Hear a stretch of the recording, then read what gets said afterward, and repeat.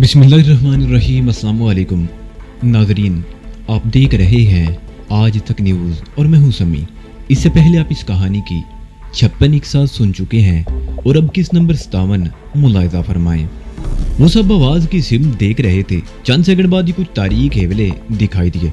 यूं महसूस हो रहा था जैसे वो हेवले किसी चट्टान में से नमोदार हुए हैं। कौन है? वहीं रुक जाओ वरना भून दिए जाओगे, तूर खान ने पश्तो जबान में चीखते हुए कहा। उसकी राइफल फायर के लिए बिल्कुल तैयार थी। हम दोस्त हैं, अंधेरे में दोस्तों को तलाश करने आए हैं। दूसरी तरफ से पश्तोई में जवाब दिया गया। कोड बताओ, तूर खान बोला। मिशन नूरस्तान दूसरी तरफ से कहा गया। ठीक है, वहीं रुक जाओ, हम मारे हैं।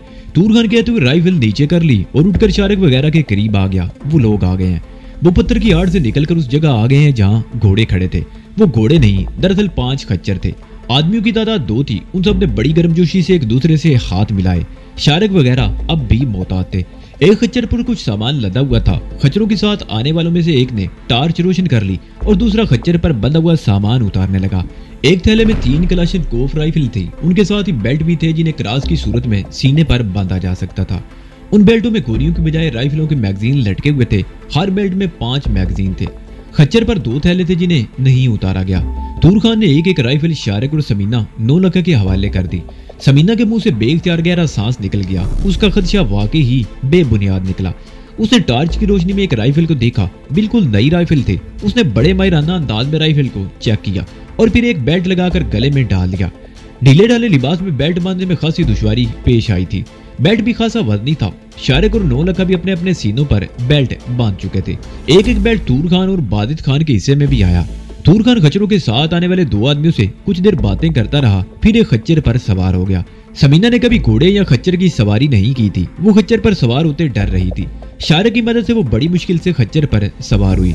उन्होंने खच्चरों के साथ आने वाले 2 आदमियों को खुदा हाफिज कहा और अपनी मंजिल के लिए रवाना हो गए। इस मर्तबा सबसे पहले आगे तूर खान था, उसके पीछे शारक, फिर समीना और उसके बाद 9 लखा। सबसे आखिर में बादित खान था। वो लोग ऊंची चट्टान में एक तंग सी दराड़ में दाखिल हो गए। आगे जाकर ये दराड़ कुछ कुशादा होगी। खच्चर आगे पीछे नपी तुली रफ्तार से चल रहे थे। समीना बड़ी ऑकवर्ड पोजीशन में बैठी हुई थी। हालांकि खच्चर बड़े आराम से चल रहा था, लेकिन लगने वाले हल्के हल्के झटकों से भी समीना डर रही थी और उसका दिल बड़ी तेजी से धड़क रहा था। वो तकरीबन 2 घंटों तक रुके बगैर पहाड़ों में नाहमवार रस्तों पर चलते रहे और बिलाखिर एक खुली जगह पर पहुंचकर रुक गए। वहां से दाईं तरफ बहुत दूर नशेब में कुछ रोशनियां सी नजर आ रही थी। रोशनियों की उस कितार को देखकर शाहरुख को अंदाजा लगाने में दुश्वारी पेश नहीं आई कि वो गाड़ियां थी। शाहरुख गिनती करने लगा। वो तादाद में 6 गाड़ियां थी। जाहिर है बसें या मुसाफिर बरदार गाड़ियां नहीं हो सकती थी। रात को इस वक्त तो माल बरदार ट्रक ही हो सकते थे। ये मलेशिया के ट्रक हैं। तूर खान ने नशेब में नजर आने वाले उन रोशनियों की तरफ देखते हुए कहा। उन कबायली इलाकों में रात के वक्त कोई आम आदमी सफर नहीं कर सकता। माल बरदार ट्रक भी शाम का अंधेरा फैलने से पहले किसी न किसी ठिकाने पर रुक जाते हैं, लेकिन मलेशिया के ट्रक गश्त करते रहते हैं। क्या इनसे हमें कोई खतरा तो नहीं? 9 लखे ने पूछा। नहीं, तूर खान ने कहा। सड़क यहाँ से तकरीबन 1.5 मील दूर नशेबी इलाके से गुजरती है। हमें उन ट्रकों से कोई खतरा नहीं। कुछ ही देर बाद वो रोशनियां एक एक करके गायब होने लगी। शाहरुख को समझने में देर न लगी कि मलेशिया के वो ट्रक किसी चट्टान की आड़ में चले गए। खच्चरों का काफिला चलता रहा। 1 घंटा और गुजर गया। समीना कभी घोड़े पर नहीं बैठी थी, लेकिन आज वो 3 घंटे से मुसलसल खच्चर पर सफर कर रही थी। वो अकड़ कर बैठी हुई थी और मुसलसल लगने वाले झटकों से कमर में तकलीफ महसूस होने लगी थी। और जब तकलीफ नाकाबिले बर्दाश्त हो गई तो उसने खच्चर रोक लिया। क्या हुआ? क्या बात है? शारक ने भी खच्चर रोक लिया। झटकों से कमर में तकलीफ हो रही है और अब ये सफर मैं नहीं जारी रख सकती, समीना ने कराते हुए कहा। मेरा ख्याल है कुछ देर रुक कर आराम कर लेना चाहिए, शारक ने कहा और तूर खान को भी आवाज देकर रोक लिया। पूरा काफिला रुक गया। शारक खच्चर से उतर आया। उसने सहारा देकर समीना को भी उतार लिया। समीना खच्चर से उतरते ही जमीन पर लेट गई और लंबे लंबे सांस लेने लगी। सब लोग खच्चरों से उतर कर इधर उधर बैठ गए। इस वक्त तकरीबन 2:30 बज रहे थे। समीना तकरीबन आधे घंटे तक जमीन पर लेटी रही, फिर उठकर बैठ गई और एक हाथ मोड़कर कमर दबाने लगी। कमर की तकलीफ कुछ कम हो गई थी। ऊंचे पहाड़ों पर तेज हवा की वजह से वो लोग सर्दी भी महसूस करने लगे थे, लेकिन जाहिर है सर्दी का इनके पास कोई इलाज तो नहीं था। इनके बैग्स में कपड़े तो मौजूद थे, लेकिन कोई स्वेटर वगैरह नहीं थे। तकरीबन 10 मिनट बाद मजीद वहां बैठे रहे, फिर रवानगी की तैयारी करने लगे। शारिक ने सहारा देकर समीना को खच्चर पर सवार करा दिया और खुद भी अपने खच्चर पर सवार हो गया और उनका काफिला एक बार फिर चल पड़ा। सुबह के 5 बज गए। सर्दी कुछ बढ़ गई थी। समीना की हालत सबसे ज्यादा खराब हो रही थी। سردی کی وجہ سے وہ ایک بار پھر کمر میں تکلیف محسوس کرنے لگی۔ وہ رکنا چاہتی تھی لیکن طور خان ان سے آگے تھا، اس لیے یہ لوگ بھی اس کے پیچھے چلنے پر مجبور تھے۔ شارق نے خچر روک لیا اور جب باجد خان اس کے قریب پہنچا تو شارق نے اس سے پوچھا ابھی کتنا فاصلہ باقی ہے؟ میرے خیال میں ابھی آدھا گھنٹے کا راستہ باقی ہے، باجد خان نے کہا۔ ایسے چلتے رہو، اللہ مالک ہے پہنچ جائے گا۔ اور ظاہر ہے وہ چلتے رہنے پر مجبور تھے۔ اس طرح ایک گھنٹہ اور گزر گیا۔ طور خان نے اپنا خچر روک لیا، وہ متجسس نظروں سے ادھر ادھر دیکھ رہا تھا اور بالآخر اس نے خچر کا رخ دائیں طرف موڑ دیا۔ دوسرے بھی اس کے پیچھے ہی تھے اور اب وہ مسلسل اترائی کی طرف جا رہے تھے۔ دن کی روشنی پھیل رہی تھی۔ مزید آدھا گھنٹہ چلنے کے بعد وہ جیسے ہی ایک چٹان کے اوپر سے گھوم کر دوسری طرف پہنچے، نشے میں ایک چھوٹی سی بستی دکھائی دینے لگی۔ یہ بستی 6-7 گھروں پر مشتمل تھی۔ اتنی بلندی سے وہ مکان بچوں کے گھروندوں کی طرح لگ رہے تھے۔ وہ ایک پہاڑی راستے پر مسلسل نشیب کی طرف اترتے رہے۔ اس بستی تک پہنچنے میں انہیں آدھا گھنٹہ اور لگ گیا اور جب وہ بستی کے قریب پہنچے تو ٹھیک اسی وقت سورج طلوع ہوا اور سورج کی پہلی دھوپ چاروں طرف پھیل گئی۔ 3 آدمی بستی سے نکل کر ان کی طرف آ رہے تھے۔ وہ جیسے ہی قریب پہنچے طور خان گھوڑے سے اتر گیا۔ دوسروں نے بھی اس کی تقلید کی۔ شارق نے سمینہ کو سہارا دے کر نیچے اتار لیا۔ سمینہ نیچے اترتے ہی پتھریلی زمین پر لیٹ گئی۔ بہرام خان، طور خان نے بستی سے آنے والے ایک آدمی کی طرف دیکھتے ہوئے کہا، ہمارے ساتھ ایک زنانہ بھی ہے، یہ بہت تھک گیا ہے، سردی بھی لگتا ہے اس کو، اپنا گھر لے جاؤ اس کو اور کوئی کمبل ومبل دے دو، اپنا زنانہ کو بولو اس کا تھوڑا بہت خدمت خاطر کرے۔ بہت اچھا خان صاحب، بہرام خان نے کہا اور سمینہ کی طرف مڑ گیا۔ آؤ بی بی میرے ساتھ آؤ۔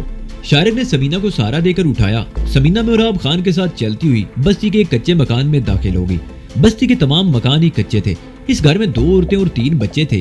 ایک ادھیڑ عمر عورت تھی اور 2 جوان، جس کی عمر سمینہ کے اندازے کے مطابق 20-22 سال رہی ہوگی۔ ادھیڑ عمر عورت چولہے میں لکڑیاں جلا رہی تھی اور جوان عورت ایک پرانے سے کنستر میں سے آٹا نکال رہی تھی، جبکہ تینوں بچے سو رہے تھے۔ مراب خان نے جوان عورت سے کچھ کہا۔ وہ اپنا کام چھوڑ کر سمینہ کو ایک کمرے میں لے آئی۔ کمرے کے کچھ حصے پر نمدہ بچھا ہوا تھا اور ایک طرف 5-6 پرانے سے فوجی کمبل طے کیے ہوئے رکھے تھے۔ اس نے بیلے سے غلاف والا ایک تکیہ نمدے پر دیوار کے قریب رکھ دیا اور سمینہ کو اشارہ کرتے ہوئے کمبل اٹھانے لگی۔ سمینہ نے رائفل اور بیلٹ اتار کر تکیے کے قریب رکھ دیے اور نمدے پر لیٹ گئی۔ اس عورت نے 2 کمبل سمینہ پر ڈال دیے۔ سمینہ اس وقت بڑی شدت سے سردی محسوس کر رہی تھی۔ اس نے اپنے آپ کو اچھی طرح کمبل میں لپیٹ لیا۔ سمینہ کا چہرہ کمبل سے باہر تھا۔ جس جگہ وہ لیٹی ہوئی تھی وہاں سے کھلے ہوئے دروازے کے عین سامنے وہ جوان عورت بیٹھی آٹا گوندھ رہی تھی اور سمینہ بڑی حیرت سے اسے دیکھ رہی تھی، کیونکہ آٹا گوندنے کے لیے وہ کوئی پرات وغیرہ استعمال نہیں کر رہی تھی۔ فرش پر ترپال کا ایک ٹکڑا بچھا ہوا تھا اور آٹا ترپال کے اس ٹکڑے پر گوندا جا رہا تھا۔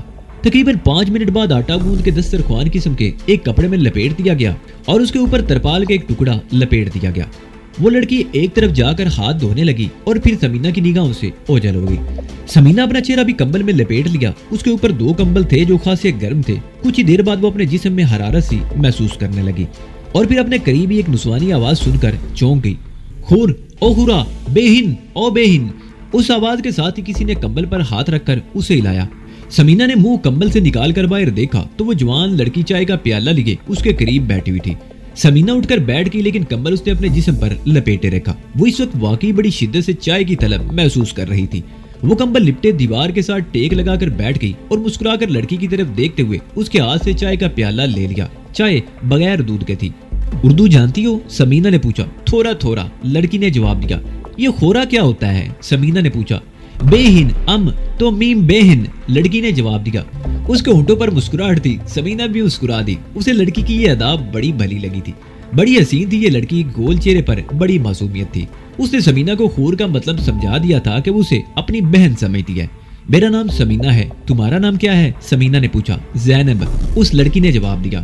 زینب ٹوٹے پھوٹے الفاظ میں اسے بتا رہی تھی کہ محراب خان اس کا باپ اور وہ عورت اس کی ماں ہے، اور 3 بچے جو دوسرے کمرے میں سو رہے ہیں ان میں ایک اس کی بہن اور 2 بھائی ہیں۔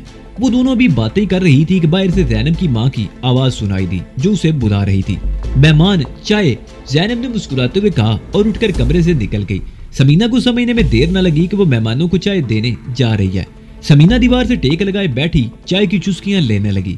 گرم گرم چائے سے اسے بڑی تسکین مل رہی تھی۔ اس کی سردی بھی اب کچھ کم ہو گئی تھی۔ اس نے اپنے اوپر سے ایک کمبل اتار دیا، البتہ دوسرا کمبل لپیٹے رکھا۔ چائے پی کر اس نے خالی پیالہ ایک طرف زمین پر رکھ لیا اور کمبل لپیٹے دیوار کے ساتھ ٹیک لگائے بیٹھی رہی۔ اس طرح کمر کی تکلیف کو بھی کچھ آرام مل گیا۔ रात भर जागते रहने और खच्चर की पुश्त पर सफर से वो बुरी तरह थक गई थी और इस वक्त उसे निडाल होकर नींद की आगोश में पहुंच जाना चाहिए था, लेकिन वो हैरत अंगेज तौर पर अपने आप में एक अजीब सी तब्दीली महसूस कर रही थी। इस वक्त ना तो उसे थकन का एहसास हो रहा था और ना ही नींद का दूर दूर तक कुछ पता था। वो कंबल में दुबकी दीवार से टेक लगाए बैठी रही। कुछ देर बाद बाहर से बातों की आवाज सुनाई देने लगी। एक आवाज ज़ैनब की थी और दूसरी उसकी माँ की। समीना उठ गई, उसने कंबल एक तरफ डाल दिया और कमरे से बाहर आ गई। ज़ैनब इस वक्त चूल्हे के सामने बैठी हुई थी। चूल्हे पर तवा चढ़ा हुआ था। ये तो देखकर भी समीना को बड़ी हैरत हुई। पत्थर का एक आड़ा तिरछा टुकड़ा था जिसकी मोटाई 4 इंच के बराबर थी। आटे वाला तरपाल ज़ैनब के सामने बिछा हुआ था और ज़ैनब उस पर पेड़े को हाथ से दबा दबा कर रोटी बेल रही थी। इसने रोटी तवे पर डाली तो समीना मुस्कुराए बगैर नहीं रह सकी। रोटी भी आड़ी तिरछी थी और उसकी मोटाई भी 4 इंच के बराबर थी। ज़ैनब ने पहले रोटी पका ली तो समीना उसे बाजू से पकड़कर उठाने लगी। ज़ैनब ने माँ की तरफ देखा। माँ ने मुस्कुराते हुए गर्दन हिला दी तो ज़ैनब चूल्हे के सामने से उठ गई। उसकी जगह समीना बैठ गई और आटा लेकर पेड़ा बनाने लगी। जब वो पेड़े के दोनों हाथों में लेकर रोटी बनाने लगी तो ज़ैनब और उसकी माँ हैरत से उसकी तरफ देख रही थी। और फिर समीना ने रोटी तवे पर डाली तो उनकी आंखों में अजीब सी चमक उभर आई। रोटी बिल्कुल गोल और बहुत पतली थी। बाकी रोटियां समीना ही ने पकाई और जब वो चूल्हे के सामने से उठी तो ज़ैनब मुस्कुराती हुई उससे लिपट गई। मुझे सिखाएगा? वो समीना के चेहरे की तरफ देखते हुए बोली। जरूर सिखाएगा, समीना ने भी मुस्कुराते हुए जवाब दिया। ज़ैनब की माँ दूसरे चूल्हे पर सूखा हुआ गोश्त तल रही थी। ज़ैनब ने उसे टूटे फूटे अल्फाज में बताया कि वो लोग गोश्त को सुखा कर महफूज कर लेते हैं और हस्बे मामूल निकाल कर तल लेते हैं। नाश्ते में यही तला हुआ गोश्त और समीना की हाथ की पकी हुई रोटियां थी। नाश्ता करने के बाद समीना की दिमाग पर कुछ बोझ सा महसूस होने लगा। अब उसे थकन और नींद का एहसास होने लगा था। वो कमरे में आकर नंदे पर लेट गई और कंबल ओढ़ लिया। ज़ैनब भी उसके करीब ही बैठी बातें करती रही। नींद के बोझ से समीना की पलकें झुकी जा रही थी और फिर वो नींद की आगोश में पहुंच गई। जब उसकी आंख खुली तो दोपहर के 3 बज रहे थे।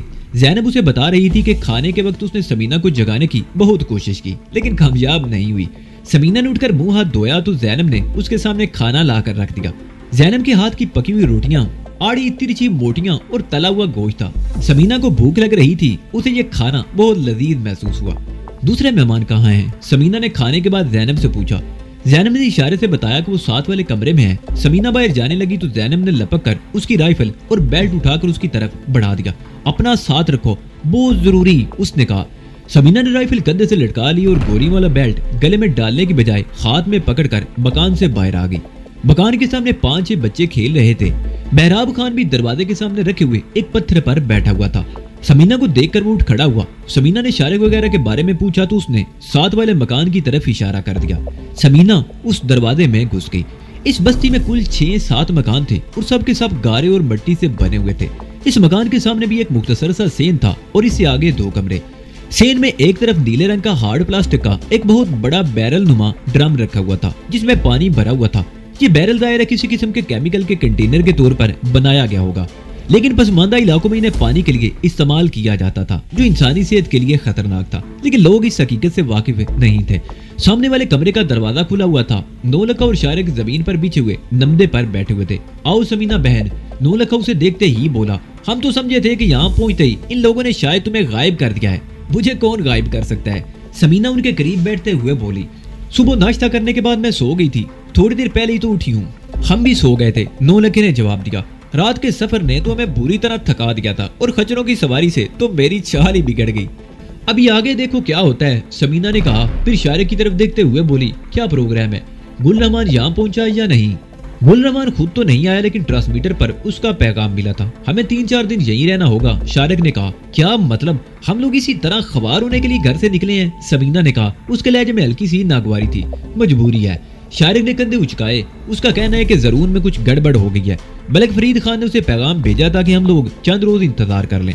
हालात जैसे ही बेहतर होंगे वो हमें सिग्नल दे देगा। इसी दौरान हम यहाँ थोड़ी सी तफरीह कर लेंगे। क्या ये कोई पिकनिक पॉइंट है? समीना ने उसे घूरा। समीना बहन, नौलखे ने उसकी तरफ देखते हुए कहा। ये जगह वाकई ऐसी है कि यहीं जिंदगी गुजारने को दिल चाहता है। हर तरफ कुदरती हुस्न बिखरा हुआ है। तो तुम यहाँ कमरे में बैठे क्या कर रहे हो? जाओ बाहर जाकर कुदरत का हुस्न समेटते रहो, समीना ने जवाब दिया। हमारे पास 3-4 दिन है, आराम से समेटते रहेंगे यहाँ का कुदरती हुस्न, नौलखे ने मुस्कुराते हुए जवाब दिया। एक और बात, शारिक ने समीना की तरफ देखते हुए कहा। यहाँ से आगे कम से कम 2 दिन का सफर है। दुश्वार गुजार पहाड़ी रास्तों में ये सफर हमें खच्चरों और घोड़ों पर ही करना पड़ेगा। صبح طور خان کہہ رہا تھا کہ گزشتہ رات تمہاری وجہ سے سب کو کچھ پریشانی ہوئی تھی، اس لیے بہتر یہ ہے کہ ان 2-3 دنوں کے دوران تم یہاں خچر کی سواری کی پریکٹس کر لو تاکہ آگے کسی پریشانی کا سامنا نہ کرنا پڑے۔ خچر پر سواری کی پریکٹس؟ سمینہ کا چہرہ دھواں ہو گیا۔ ہاں میرے خیال میں یہ ضروری ہے، شارق نے کہا۔ طور خان یہ بھی بتا رہا تھا کہ میراب خان کی بیٹی زینب خچر اور گھوڑے کی سواری جانتی ہے، وہ تمہیں پریکٹس کروا دے گی۔ ٹھیک ہے، میں اسے بات کروں گی، سمینہ نے کہا۔ شارق باؤ باہر چلتے ہیں یار، یہاں کمرے میں بیٹھے بیٹھے تو بور ہونے لگے ہیں، 9 لکھے نے کہا۔ وہ لوگ اٹھ کر مکان سے باہر آ گئے۔ شارق اور 9 لکھا بھی اپنی اپنی رائفلیں اور گولیوں والے بیلٹ اٹھا لیے تھے۔ میراب خان اب بھی باہر ہی بیٹھا تھا۔ شارق نے اسے طور خان اور بادد خان کے بارے میں دریافت کیا تو اس نے بتایا کہ وہ دونوں تو دوپہر کا کھانا کھانے کے بعد ہی کہیں چلے گئے تھے۔ وہ تینوں ٹہلتے ہوئے بستی سے نکل گئے۔ 9 لکھے نے ٹھیک ہی کہا تھا، یہاں ہر طرف قدرتی حسن بکھرا ہوا تھا، چیڑ اور چنار کے فلک بوس درخت اور ہر طرف بچھا ہوا مخملی گھاس کا فرش، کھلے ہوئے خوش رنگ جنگلی پھول۔ اس بستی کے چاروں طرف ایک مختصر سی وادی تھی اور اس وادی کے اختتام پر اونچے پہاڑ تھے۔ یہ کوئی کراکرم کا سلسلہ تھا جو بہت دور تک چلا گیا تھا۔ وہ تینوں ٹہلتے ہوئے چشمے پر پہنچ گئے۔ پانی ایک چھوٹے سے جھرنے کی صورت میں ایک چٹان کی دراڑ سے گر رہا تھا اور اس سے آگے ایک تنگ سی ندی کی صورت میں بہ رہا تھا۔ انسان واقعی ہی ناشکرا ہے، 9 لکھے نے ادھر ادھر دیکھتے ہوئے کہا۔ اللہ تعالیٰ نے ہمیں کتنی نعمتوں سے نوازا ہے، لیکن ہم میں کہ 9 لکھا بھائی، سمینہ نے اس کی طرف دیکھ کر بات کاٹتے ہوئے کہا۔ میں دیکھ رہی ہوں کہ تم بہت فلسفہ بگاڑنے لگے ہو، کیا بات ہے؟ یہ فلسفہ نہیں سمینہ بی بی، یہ ایک ان پڑھ اور جاہل آدمی کے دل کی آواز ہے۔ 9 لکھے نے گہرا سانس لیتے ہوئے کہا۔ تم خود ہی سوچو کتنی نعمتیں دی ہیں ہمیں اللہ نے، اور ہم ہیں کہ کیا کرتے پھر رہے ہیں؟ ہم فساد پھیلا رہے ہیں اللہ کی زمین پر۔ بس بس، سمینہ نے ہاتھ اٹھا کر اسے خاموش کرا دیا۔ اب ناصر بننے کی کوشش مت کرو۔ یہ ناصر کون ہے سمینہ بی بی؟ 9 لکھے نے کہا۔ ناصر نہیں ناصر، سمینہ نے اسے سمجھایا، نصیحت کرنے والا، تمہاری طرح واعظ کرنے والا۔ میں تو بہت گناہگار آدمی ہوں سمینہ بی بی، 9 لکھے نے کہا۔ سمینہ نے بات آگے بڑھانے کی کوشش نہیں کی، وہ ادھر ادھر گھومتے رہے اور جب سورج پہاڑوں کے پیچھے چھپنے لگا تو وہ بستی میں واپس آ گئے۔ طور خان اور بادد خان ابھی تک واپس نہیں آئے تھے۔ رات کا کھانا شام ڈلتے ہی کھا لیا گیا۔ روشنی کے لیے کیروسین آئل کے دیوں کا انتظام تھا۔ ٹن کے ڈبوں میں سوراخ کر کے ان میں تیل اور کپڑے کی بٹی ہوئی بتیاں ڈال دی گئی تھی۔ یہ لیمپ جلنے سے دھواں پھیل رہا تھا، لیکن ظاہر ہے یہ سب کچھ انہیں برداشت کرنا تھا۔ سمینہ کے لیے میراب خان کے گھر میں انتظام کیا گیا۔ وہ اور زینب ایک ہی کمرے میں ایک ہی بستر پر سوئی تھی۔ رات کو وہ دیر تک باتیں کرتی رہی۔ زینب اسے بتا رہی تھی کہ ان علاقوں میں رہنے والے قبیلوں میں دشمنیاں نسل در نسل چلتی ہیں۔ یہاں آنے سے پہلے وہ لوگ محمد ایجنسی میں تھے، لیکن خاندانی دشمنوں کی وجہ سے کئی سال پہلے اس کا باپ انہیں لے کر یہاں آ گیا تھا۔ ملک فرید خان نے انہیں پناہ دی تھی۔ ملک فرید خان اگرچہ افغانستان کا رہنے والا تھا، لیکن اس کا قبیلہ سرحد کے دونوں طرف آباد تھا۔ آزادانہ آمد و رفت تھی۔ یہ علاقہ بھی ملک فرید خان کی عملداری میں تھا۔ وہ کبھی افغانستان والے علاقے میں رہتا اور کبھی پاکستان میں آ جاتا۔ اس کا قبیلہ بہت بڑا تھا اور کچھ دشمنیاں بھی تھی۔ زینب نے بتایا کہ چند سال پہلے ایک دشمن قبیلے کے چند آدمیوں نے اس بستی پر حملہ کر دیا تھا۔ اس بستی میں میراب خان کے خاندان کے علاوہ کچھ اور لوگ بھی آباد تھے۔ حملہ ور بستی سے 2 عورتوں کو اٹھا کر لے گئے۔ ملک فرید خان کو پتا چلا تو اس نے دشمن قبیلے پر حملہ کر دیا اور نہ صرف ان کے 6-7 آدمیوں کو موت کے گھاٹ اتار دیا، بلکہ ان کی 3 عورتیں بھی اٹھا لایا تھا، جنہیں بعد میں واپس کر دیا گیا۔ لیکن میں نے تو سنا ہے کہ قبائلی لوگ عورت کا بہت احترام کرتے ہیں اور اپنی لڑائی میں عورتوں اور بچوں کو شامل نہیں کرتے، سمینہ نے کہا۔ ہاں یہ درست ہے، زینب نے جواب دیا، لیکن جب فریق مخالف اس قسم کی اوچھی حرکتوں پر اتر آئے تو اسے جواب دینا ہی پڑتا ہے۔ ملک فرید خان عورتوں کا بڑا احترام کرتا ہے۔ وہ جن عورتوں کو اٹھا کر لایا تھا انہیں بڑی عزت و احترام سے رکھا گیا تھا اور انہیں کسی قسم کی تکلیف نہیں پہنچنے دی گئی تھی۔ اس واقعے کے بعد مخالف قبیلے کو فرید خان کے علاقے میں داخل ہونے کی جرت بھی نہیں ہوئی۔ ملک فرید خان ہے کون؟ سمینہ نے سوال کیا۔ قبیلے کا سردار، زینب نے جواب دیا۔ وہ جس مکان میں رہتا ہے وہ دراصل بہت بڑا قلعہ ہے۔ روسیوں کے خلاف جنگ کے دوران اس کا قلعہ افغان مجاہدین کی سرگرمیوں کا بہت بڑا مرکز تھا۔ ملک فرید خان نے خود تو کبھی جنگ میں حصہ نہیں لیا، لیکن وہ افغان مجاہدین کی ہر لحاظ سے مدد کرتا ہے اور غالباً آج وہ مجاہدین پر اپنے احسانات کا معاوضہ وصول کر رہا ہے، سمینہ نے کہا، مگر زینب اس کا مطلب نہیں سمجھ سکی۔ وہ کچھ دیر تک ادھر ادھر کی باتیں کرتی رہی، پھر سمینہ نے کہا، سنا ہے تم گھڑ سواری اچھی کر لیتی ہو۔ کل میں پہلی مرتبہ خچر پر سوار ہوئی تھی، بری حالت ہو گئی تھی۔ ہمارا یہاں 3-4 دن رہنے کا پروگرام ہے، اسی دوران تم مجھے خچر پر سواری کی پریکٹس کرا دو، ٹھیک ہے؟ میں صبح تمہیں ساتھ لے چلوں گی، زینب نے جواب دیا۔ وہ کچھ دیر اور باتیں کرتی رہی، پھر زینب کروٹ لے کر سمینہ سے لپٹ گئی۔ سمینہ نے بھی اپنا ایک ہاتھ اس کی پشت پر رکھ دیا اور آنکھیں بند کر لی۔ تھوڑی دیر بعد وہ دونوں نیند کی آغوش میں پہنچ چکی تھی۔ حسب معمول صبح وہ جلدی اٹھ گئی۔ ناشتہ زینب اور سمینہ نے مل کر تیار کیا تھا۔ ناشتے کے بعد سمینہ دوسرے مکان میں آ کر کچھ دیر شارق اور نولکھا سے باتیں کرتی رہی۔ وہاں اس وقت طور خان اور بازد خان بھی موجود تھے۔ وہ لوگ رات کو دیر سے آئے تھے لیکن انہوں نے یہ نہیں بتایا کہ وہ گئے کہاں تھے۔ سمینہ یہ شارق نے ان سے کچھ پوچھنے کی ضرورت بھی محسوس نہیں کی تھی۔ زینب والے مکان میں واپس آ کر سمینہ نے لباس تبدیل کیا۔ اس نے جینز اور ٹی شرٹ پہن لی تھی کیونکہ اس کے خیال میں شلوار قمیض میں خچر یا گھوڑے پر سواری نہیں کی جا سکتی تھی۔ جب وہ لباس بدل کر کمرے سے باہر نکلی تو زینب بڑی حیرت سے اس کی طرف دیکھ رہی تھی۔ وہ خود عورت تھی لیکن سمینہ کو اس لباس میں دیکھ کر خود اس کے جسم پر بھی چیونٹیاں سی رینگنے لگی۔ پھر اس کے منہ سے بے اختیار گہرا سانس نکل گیا۔ چلو میں تیار ہوں، سمینہ نے اس کی طرف دیکھ کر مسکراتے ہوئے کہا۔ زینب نے اپنے چھوٹے بھائی جس کی عمر 11 سال کے لگ بھگ تھی کو بلا کر اپنی زبان میں کچھ کہا اور سمینہ کے ساتھ مکان سے باہر آ گئی۔ زینب کا بھائی بھی ان کے ساتھ ہی باہر آیا تھا۔ وہ دوسری طرف مڑ گیا تھا۔ وہ دونوں بستی کی مختصر سی گلی میں سے گزرتی ہوئی دوسری طرف چلی گئی۔ بستی سے تقریباً 100 گز کے فاصلے پر شہتوت کے ایک درخت کے نیچے رک کر انتظار کرنے لگی۔ تقریباً 10 منٹ بعد زینب کا بھائی آتا ہوا نظر آیا۔ اس نے 2 خچروں کی لگامیں پکڑ رکھی تھی اور دونوں خچر بڑی سعادت مندی سے سر جھکا کر اس کے پیچھے چلے آ رہے تھے۔ چند سیکنڈ بعد ہی ان کے قریب پہنچ گیا۔ زینب نے دونوں خچروں کی لگامیں پکڑ لی۔ تم اس پر سوار تو ہو سکتی ہو نا؟ اس نے سوالیہ نگاہوں سے سمینہ کی طرف دیکھا۔ وہ اگرچہ ٹوٹے پھوٹے الفاظ میں بات کر رہی تھی مگر مفہوم سمینہ کی سمجھ میں آ رہا تھا۔ ہاں، میں نے رات بھی اسی خچر پر سواری کی ہے، سمینہ نے کہتے اس کے ہاتھ سے خچر کی لگام پکڑ لی اور چند گز دور ایک بڑے پتھر کے قریب چلی گئی۔ وہ پتھر پر چڑھ گئی۔ اس نے ایک پیر خچر کی رکاب میں رکھا اور بڑی احتیاط سے آہستہ آہستہ اوپر اٹھتی ہوئی خچر پر سوار ہو گئی۔ ذہن پر اسے اپنا توازن برقرار رکھنے میں خاصی دشواری پیش آ رہی تھی۔ وہ پہلی مرتبہ خود خچر پر سوار ہوئی تھی اور ڈر رہی تھی۔ زینب مسکراتی ہوئی نظروں سے اس کی طرف دیکھ رہی تھی۔ پھر اس نے زمین پر کھڑے کھڑے ایک پیر رکاب میں رکھا اور اچک کر زین پر بیٹھ گئی۔ دونوں خچر آہستہ آہستہ چلنے لگے۔ زینب کا بھائی وہیں کھڑا رہ گیا۔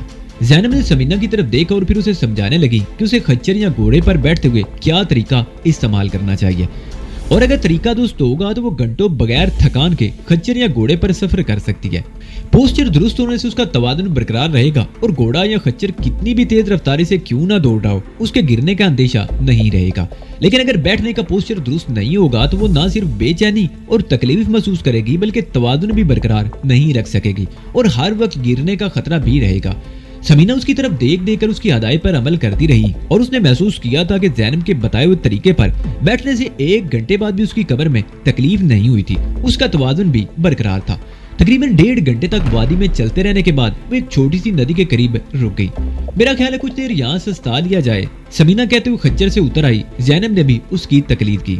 انہوں نے خچروں کو کھلا چھوڑ دیا۔ وہ گھاس پر چرنے لگے اور دونوں ندی کے کنارے ایک پتھر پر بیٹھ کر باتیں کرنے لگی۔ دفعتاً سمینہ کی نظر سامنے والی پہاڑی کی طرف اٹھ گئی۔ وہ پہاڑی درختوں اور جھاڑیوں سے ڈھکی ہوئی تھی اور سمینہ کو یوں محسوس ہو رہا تھا جیسے اس نے درختوں کے جھنڈ میں جھاڑیوں کے پیچھے کسی کو حرکت کرتے ہوئے دیکھا ہو۔ کیا بات ہے؟ زینب نے اس کی طرف دیکھتے ہوئے پوچھا۔ میرا خیال ہے اس پہاڑی پر درختوں کے جھنڈ میں کوئی موجود ہے، سمینہ نے پہاڑی کی طرف اشارہ کیا۔ زینب کی پوچھ پہاڑی کی طرف تھی۔ اس نے گھوم کر دیکھا لیکن اسے کوئی دکھائی نہیں دیا۔ کوئی جانور ہوگا، وہ سیدھی ہوتی ہوئی بولی۔ ان پہاڑیوں پر مارخور اور چرخ بہت ہوتے ہیں، بھیڑیا بھی پھرتے رہتے ہیں۔ سمینہ چلنے میں پہاڑی کی طرف دیکھتی رہی، پھر اس نے بھی توجہ ہٹا لی، لیکن 2 منٹ بعد اس کی آنکھوں پر کسی چیز کی چمک پڑی تو اس نے چونک کر دوبارہ پہاڑی کی طرف دیکھا۔ اسے جھاڑیوں کے اوپر ایک آدمی کا سر دکھائی دیا جس نے بڑی سی پگڑی باندھ رکھی تھی۔ اس شخص کے کندھے پر رائفل لٹکی ہوئی تھی اور چمک اسی رائفل کی نال کی تھی۔ سورج سامنے کے رخ پر تھا اور رائفل کی نال دھوپ میں چمک رہی تھی۔ زینب اٹھو، واپس چلیں، اس پہاڑی پر کوئی موجود ہے، سمینہ نے اپنی جگہ سے اٹھتے ہوئے کہا۔ میں نے ابھی دھوپ میں ایک رائفل کی نال کو چمکتے ہوئے دیکھا ہے۔ مجھے ایک آدمی کا سر بھی نظر آیا تھا جس نے پگڑی باندھ رکھی ہے۔ میرا خیال ہے کوئی ہماری نگرانی کر رہا ہے۔ ہماری نگرانی کون کرے گا؟ زینب اٹھتے ہوئے بولی۔ لیکن اگر تمہیں کسی قسم کا ڈر محسوس ہو رہا ہے تو واپس چلے چلتے ہیں۔ انہوں نے خچروں کو پکڑا اور ان پر سوار ہوگی۔ اس مرتبہ سمینہ نے کسی پتھر کا سہارا لینے کی کوشش نہیں کی تھی بلکہ زینب کی طرح زمین پر کھڑے کھڑے رکاب میں ایک پیر رکھا اور اچک کر خچر پر سوار ہوگی۔ واپسی میں زینب نے اسے خچر بگانے کو کہا۔ سمینہ ڈر رہی تھی لیکن اس نے خچر کو ہلکی رفتار میں دوڑا دیا، لیکن اس نے فوراً ہی رفتار کم کر دی۔ اس روز سمینہ کی کمر میں تکلیف نہیں ہوئی تھی، حالانکہ اس نے مجموعی طور پر تقریباً 3 گھنٹوں تک خچر کی سواری کی تھی۔ پہاڑی پر سمینہ نے درختوں کے جھنڈ میں جس شخص کا سر دیکھا تھا اس کے بارے میں سمینہ کو شبہ تھا کہ وہ طور خان ہو سکتا ہے، لیکن جب وہ بستی واپس پہنچی تو اس کا شبہ غلط ثابت ہوا۔ طور خان شارق کے پاس بیٹھا ہوا تھا اور بازد خان بھی وہاں موجود تھا۔ ان دونوں کے بارے میں بعد میں سمینہ کو یہ بھی پتا چل گیا تھا کہ وہ لوگ صبح سے بستی سے باہر نہیں گئے تھے۔ وہ تیسرا دن تھا۔ समीना अब बाकायदा खच्चर को दौड़ाने लगी थी। उस रोज उन दोनों ने शर्त बांधकर रेस लगाई थी और बस्ती के दूसरी तरफ तकरीबन 3 मील दूर निकल गई थी। उस तरफ भी एक छोटी सी नदी थी।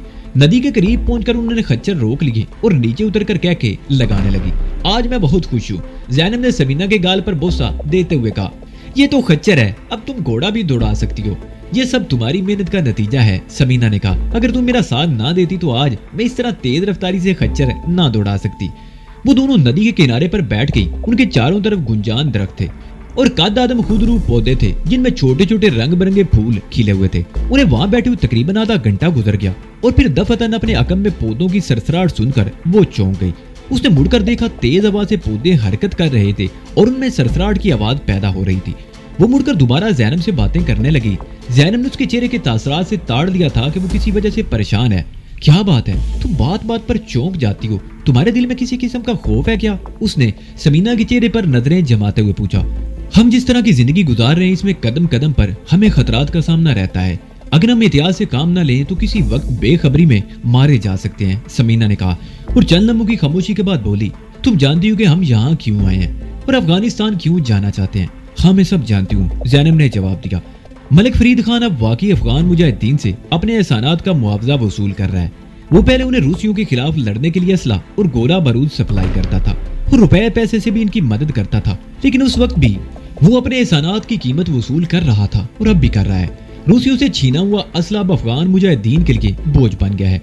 लड़ाई अब सिर्फ काबल और इसके गिरदोनवा में सिर्फ वसूले इक्तदार के लिए हो रही है, जबकि पूरे मुल्क में रूसियों के खिलाफ जंग में जिन मुजाहिदीन ने अपना सब कुछ खो दिया था वो ये असला बेच कर अपना नुकसान पूरा कर रहे हैं। मलिक फरीद खान इन सब का बड़ा गाहक है। वो आटे की एक बोरी के बदले कम से कम 10 कलाशनकोव राइफलें वसूल करता है। मुजाहिदीन बड़ी खुशी से ये सौदा मंजूर कर लेते हैं। 10 राइफलें उन्हें खाने को कुछ नहीं दे सकती, जबकि उनके बदले मिलने वाले आटे की एक बोरी से वो चंद रोज तक पेट की आग तो बुझा लेते हैं। हमारी ये छोटी सी बस्ती मलिक फरीद खान ने हम पर तरस खाकर नहीं बसाई। ये बस्ती अली मैंगल शहर से तकरीबन 5 मील और हाईवे से तकरीबन 10 मील दूर है। मलिक फरीद खान के काफिले जब अफगानिस्तान से हीरोइन और असले की खेप लेकर आते हैं तो सरहद पार करने के बाद ये उनका पहला पड़ाव होता है। वो अपना सारा माल यहाँ रखते हैं। बस्ती के मकान बगैर कच्चे झोंपड़े नजर आते हैं, मगर इनके नीचे बड़े बड़े तह खाने हैं जहाँ माल रखा जाता है और फिर वही थोड़ा थोड़ा करके अंदरूने मुल्क मुंतकिल कर दिया जाता है। मैं जानती हूँ तुम किस मकसद के लिए अफगानिस्तान जा रहे हो। तुम लोगों के बारे में कई रोज पहले इतला मिल गई थी। यहाँ पार्टियां आती रहती हैं जिनमें आमतौर पर मर्द ही होते हैं, लेकिन पहली मर्तबा एक औरत को देखकर मुझे हैरत हुई थी। तुम इतनी प्यारी सी हो, खतरा से क्यों खेल रही हो? अब तो खतरात मेरी जिंदगी का एक हिस्सा बन चुके हैं, समीना ने गहरा सांस लेते हुए कहा। मैं तुम्हें एक बात बताना चाहती हूँ, ज़ैनब ने कहा। ये तूर खान बड़ा कमीना और खतरनाक आदमी है। अक्सर यहाँ आता रहता है, मुझ पर बुरी नीयत रखता है, लेकिन मलिक फरीद खान की वजह से कुछ नहीं कर सकता। तुम इससे जरा होशियार रहना। वो जिन नजरों से तुम्हें देखता है उससे मैंने अंदाजा लगा लिया है कि तुम्हारे बारे में भी उसकी नीयत अच्छी नहीं है। मैं खुद उसे अच्छी तरह जान चुकी हूँ, समीना ने कहा। तुम ठीक कहती हो, वाकई वो बहुत खबीस आदमी है, लेकिन मुझे इस जैसे आदमियों से निमटना भी आता है। वो बातें कर रही थी कि पौधों में एक बार फिर सरसराहट की तेज आवाज सुनाई दी। उन दोनों ने मुड़कर दाईं तरफ देखा और फिर उसके साथ ही समीना का दिल उछलकर हल्क में आ गया। वो उछलकर खड़ी हो गई। ज़ैनब भी एक झटके से उठकर खड़ी हो गई। उसके मुंह से खौफ की हल्की सी चीख निकल गई थी। कद आदम पौधों से 2 आदमी निकलकर उनकी तरफ बढ़ रहे थे। उनमें से एक के कंधे पर ऑटोमेटिक राइफल लटकी हुई थी और दूसरे के बेल्ट में उड़सा हुआ पिस्तौल साफ नजर आ रहा था। वो दोनों 90 तुले अंदाज में कदम उठाते हुए उनकी तरफ आ रहे थे। दोनों के होंठों पर बड़ी मकरू सी मुस्कुराहट थी। वो इस अंदाज में आगे बढ़ रहे थे जैसे कोई शिकारी किसी शिकार को घेरने की कोशिश कर रहा हो।